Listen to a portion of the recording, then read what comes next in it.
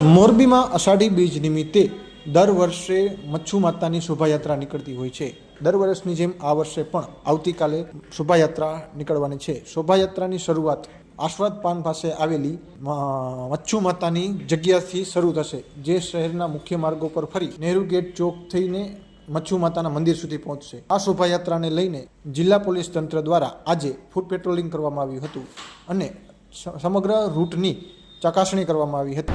કિશન ભગત, મોહન શ્રી કિશન ભગત, આપણે મચ્છુ માતાની જગ્યા મહેન્દ્રપરા સતત મોરબી। આપણે રાબેતા મુજબ વર્ષ આપણે મચ્છુ માતાની શોભાયાત્રા નીકળે જ છે। આપણે મહેન્દ્રપરા 17 નંબરથી નીકળે, મહેન્દ્રપરા મેઇન રોડ, ત્યાંથી સુપર ટોકી, ત્યાંથી પરા બજારથી નહેરુ ગેટથી ગ્રીન ચોક અને દરવાગઢ, આપણે જે મચ્છુ માતાનું મંદિર છે નદી કાંઠે, ત્યાં સુધી રથયાત્રા પહોંચે છે।